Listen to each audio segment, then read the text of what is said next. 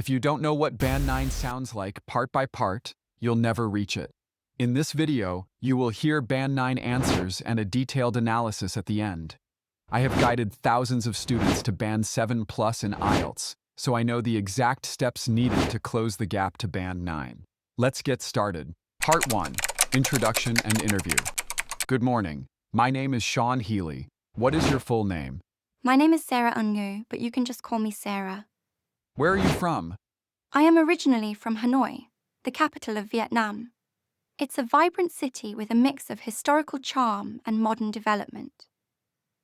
Do you live in a busy or a quiet area? I live in a relatively busy part of the city, close to the city centre.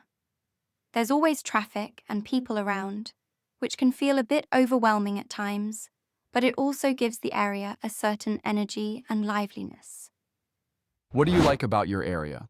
What I really enjoy is the convenience. I can walk to cafes, restaurants, and small markets within a few minutes. Plus, there's always something happening, whether it's a cultural event or a pop-up market. So I never feel bored living there. What is your favorite number? My favorite number is 8. In many Asian cultures, it's considered lucky because it symbolizes prosperity and infinity. For me personally, it's just a number I've always felt drawn to. Maybe because I was born on the 8th of June. Are you good at remembering phone numbers? Honestly, not at all. I used to know a few by heart, like my parents' landline, but now with smartphones, I don't memorize them anymore. I rely entirely on my contacts list. Did you like mathematics growing up?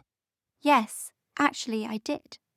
I wasn't a math genius, but I liked how logical it was.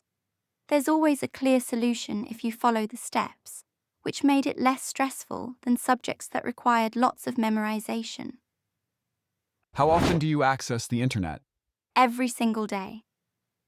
I use it for work, for staying in touch with friends, and for entertainment. I'd say I spend at least 5 to 6 hours online in total, although I try to limit my screen time. Have you ever had to leave your house to access the internet? Yes, especially when I was in high school. At that time, the Wi-Fi at home wasn't very reliable, so I often went to internet cafes to do schoolwork or chat with friends. It feels almost nostalgic now, because those cafes were quite popular back then. If you didn't have access to the internet for 24 hours, what would you do? Honestly, it might be refreshing. I'd probably read a book, go cycling, or spend more time cooking. It would feel strange at first, but I think it would give me a chance to disconnect and focus on things I usually overlook. Part 2. Cue card. Now I'm going to give you a topic and I'd like you to talk about it for 1 to 2 minutes. You have 1 minute to prepare. You can take notes if you want. Talk about a party that you recently attended. You should say what the party was for, why you attended this party, what happened at the party, and explain how you felt about the party. 1 minute for preparation is over. Please begin when you are ready. A party I recently attended was a surprise birthday celebration for one of my closest friends. It was organized by her sister, and I was invited a couple of weeks in advance. The reason I attended, apart from the obvious fact that she's a dear friend, was because I wanted to contribute to making her day special. She's always been the one planning things for other people, so it felt like the perfect opportunity to give something back to her. The party itself was held at a rooftop cafe which had a beautiful view of the city skyline. When she arrived, we all shouted, "Surprise!" and she was completely speechless. After that, there was live music, a photo booth, and even a short video montage of messages from friends who couldn't attend in person. What stood out to me was how emotional she became during the speeches. She's usually very composed, but I could see how touched she was. For me, the whole event felt heartwarming. I left with a sense of gratitude for having such strong friendships in my life. It wasn't just about the food or decorations. It was about celebrating someone who genuinely deserved it. Do you think hosting an international sports event is worth the trouble? Why or why not? I think it depends on how well it's managed. Hosting such an event can be enormously beneficial because it promotes the country's image and unites people through a shared passion for sports. However, if the infrastructure and planning aren't handled properly, it can leave behind debt and unused facilities. How would you feel about a person from your country representing you internationally? I would feel proud. When an athlete competes on a global stage, they're not just representing themselves, but also the culture and values of the country. Even if they don't win, their participation can inspire national pride and encourage young people to pursue sports. How important is it for athletes to represent their country in international sports events? I would say it's very important. Competing internationally gives athletes a sense of responsibility and recognition, and it motivates them to perform at their best. It also fosters a sense of unity, since citizens rally behind them regardless of differences in background. What challenges do countries face when organizing international sports events? The main challenges are financial and logistical.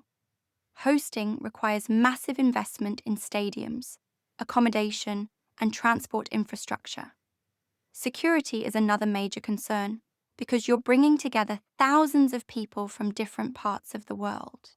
Ensuring safety without making the event feel restrictive is a delicate balance. How do international sports events affect the local economy and infrastructure of the host country? In the short term, there's often a boost from tourism and job creation. Hotels, restaurants, and transport services benefit greatly.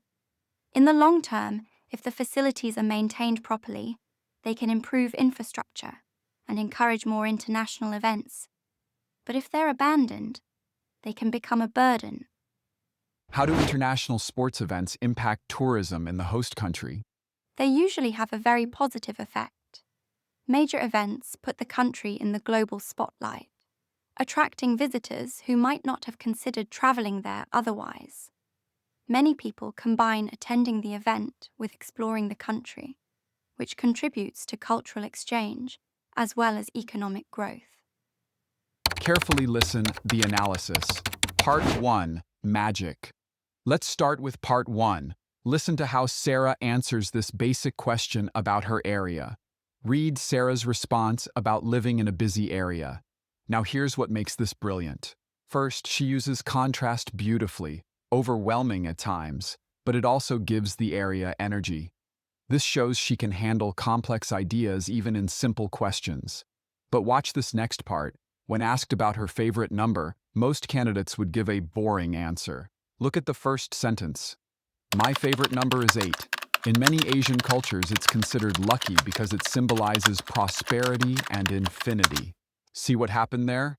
She connects her personal experience to cultural knowledge, then makes it personal again with her birthday.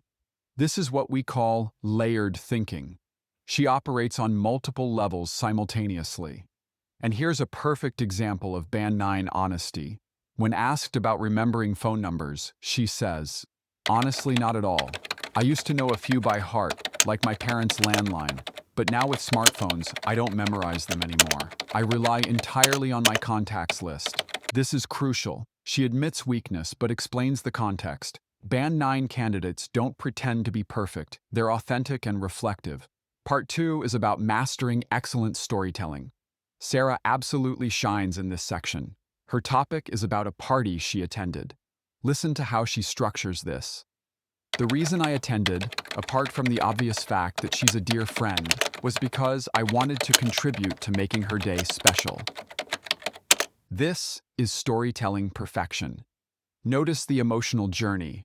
She starts with facts, builds to the surprise moment, then reflects on deeper meaning.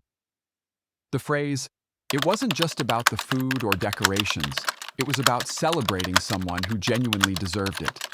That's Band 9 thinking right there. She also uses what I call the zoom out technique. She goes from describing events to reflecting on their broader significance. This shows intellectual maturity that examiners love. Use storytelling in your cue card and you will thank me later. Now let's look at Part 3. This is where Band 9 candidates really separate themselves. When asked about hosting international sports events, Sarah doesn't just give simple yes-no answers. This is genius-level IELTS thinking. She acknowledges complexity with the following sentence: "I think it depends on how well it's managed," then presents balanced arguments. But notice her advanced vocabulary when she says, enormously beneficial, infrastructure, unused facilities. These aren't show-off words. They're precise terms that fit perfectly. Look at this response about the economic impact, where she organizes her thoughts with in the short term, in the long term. This time, differentiation thinking shows she can analyze cause and effect over time periods. That's university-level analytical thinking. Now listen to the Band 9 formula. Here's what you need to practice based on Sarah's example. For part 1, don't just answer the question, add layers. Connect personal experience to broader contexts. Be honest about your limitations, but explain the reasons behind them. For part 2, tell stories with emotional arcs. Don't just describe what happened. Explain why it mattered and how it made you feel. For part 3, think like an analyst. Consider multiple perspectives, different time frames, and broader implications. Use precise vocabulary that fits naturally into your explanations. Subscribe to the channel so you do not miss 2 videos I release weekly. All the best in your preparation.